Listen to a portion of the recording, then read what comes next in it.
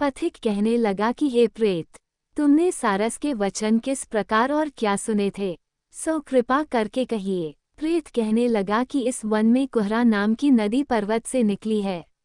मैं घूमता घूमता उस नदी के किनारे पहुंचा और थकावट दूर करने के लिए वहां पर ठहर गया। उसी समय लाल मुख और तीखे दांतों वाला एक बड़ा बंदर वृक्ष से उतरकर जल्दी से वहां पर आया जहां एक सारस सोया हुआ था। उस चंचल बंदर ने कई एक पक्षियों को देखकर उस सोए हुए सारस को दृढ़ता से पैरों से पकड़ लिया और तो सब पक्षी उड़कर वहां से चले गए, परंतु सारसी भयभीत होकर विलाप करती हुई वहीं पर रुक गई। नींद के दूर होने तथा भय से नेत्र खोलकर सारस ने बंदर को देखा और मधुर वाणी से कहने लगा, हे बंदर, तुम बिना अपराध मुझको क्यों दुख देते हो? इस संसार में राजा भी केवल अपराधियों को ही दंड देता है। तुम्हारे जैसे श्रेष्ठ प्राणी किसी को पीड़ा नहीं देते। हम अहिंसक और दूसरे के कर्मों को नहीं देखते। जल की काई खाने वाले, आकाश में उड़ने वाले, वन में रहने वाले, अपनी स्त्री से प्रेम करने वाले, दूसरों की स्त्री को त्यागने वाले, दूसरों की बुराई से दूर रहने वाले, चोरी न करने वाले, बुरों की संगति से वर्जित, किसी को कष्ट न देने वाले हैं। सो इस प्रकार मुझ निरपराधी को ही बंदर छोड़ दो। मैं तुम्हारे पहले जन्म के वृतांत जानता हूँ। ये वचन सुनकर वह बंदर उसको छोड़कर दूर बैठ गया और कहने लगा कि तुम मेरे पूर्व जन्म के वृतांत को कैसे जानते हो? तुम अज्ञानी पक्षी हो और मैं वन में घूमने वाला हूँ। सारस कहने लगा कि मैं अपनी जाति की स्मृति के बल से तुम्हारे पूर्व जन्म का सब वृतांत जानता हूँ। तुम पूर्व जन्म में विंध्य पर्वत के राजा थे और मैं तुम्हारे कुल का पूज्य पुरोहित था। तुम राजा होकर अपनी प्रजा को पीड़ा दिया करते थे। विवेकहीन तुमने बहुत सा धन इकट्ठा किया। सो वानर, प्रजा की पीड़न रूपी अग्नि की ज्वाला से तुम पहले ही तप चुके हो। पहले तुम कुंभीपाक नरक में गिराए गए। तुम्हारे शरीर को नरक में 3000 वर्ष बीत गए। फिर नरक से निकलकर बचे हुए पापों के कारण इस बंदर की योनि में आए और मुझको मारना चाहते हो। पूर्व जन्म में तुमने ब्राह्मण के बाग से लूटकर बलपूर्वक फल खाए थे, उसका ये भयंकर फल हुआ कि तुम वानर और वनवासी हुए। प्राणी अवश्यमेव अपने किए हुए कर्मों को भोगता है, इसको देवता भी नहीं हटा सकते।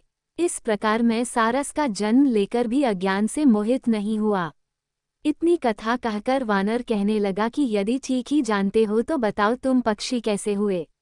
सारस कहने लगा कि मेरी दुर्गति का कारण भी सुनो। तुमने नर्मदा नदी के किनारे पर सूर्य ग्रहण के समय बहुत से ब्राह्मणों के निमित्त 100 ढेर अन्न के दान किए थे। मैंने पुरोहिताई के मद से थोड़ा सा ब्राह्मणों को दिया और बाकी सब मैं आप हर ले गया। इन ब्राह्मणों के द्रव्य का अपहरण करने के पाप से मैं पहले कालसूत्र नरक में और फिर रक्त करदूम नरक में, जहाँ पर बड़े बड़े कीड़े थे और रक्त तथा पीप से भरा हुआ नाभि तक नीचे सिर और ऊपर पैर किए हुए पीप चाटता हुआ उस दुर्गंध वाले नरक में कीड़ों आदि से काटा जाकर 3000 वर्ष तक उस यातना को भोगता रहा। मैं नरक के दुख का वर्णन नहीं कर सकता। फिर नरक की यातना से मुक्त होकर यह सारस का जन्म पाया, क्योंकि पूर्व जन्म में अपनी बहन के घर से कांसे का बर्तन चुराया था।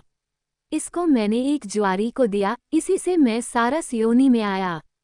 यह मेरी स्त्री पिछले जन्म में ब्राह्मणी थी, इसने भी कांसे की चोरी की थी, इसी से यह मेरी स्त्री और सारसी हुई। ये सब मैंने तुमसे कर्म फल कहा। अब भविष्य की बात भी सुनो। अब मैं, तुम और यह मेरी स्त्री भी हंस होगे और कामरूप देश में सुख से निवास करेंगे।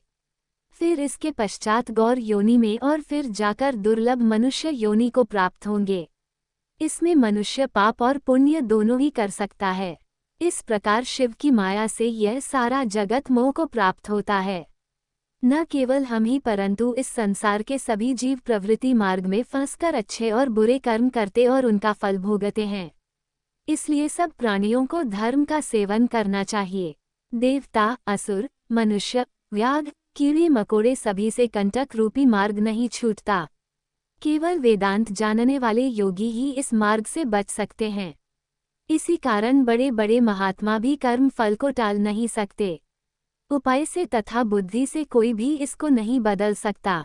तुम पहले राजा थे, फिर नरक में गए, अब बंदर की योनि में वन में फिरते हो और फिर भी ऐसा ही जन्म पाओगे। ऐसा विचार कर आनंदपूर्वक और धैर्य धरकर विचरते हुए काल की प्रतीक्षा करो। तब वानर ने कहा कि पहले जन्म में मैं तुम्हारी पूजा करता था, अब तुम मुझको प्रणाम करते हो।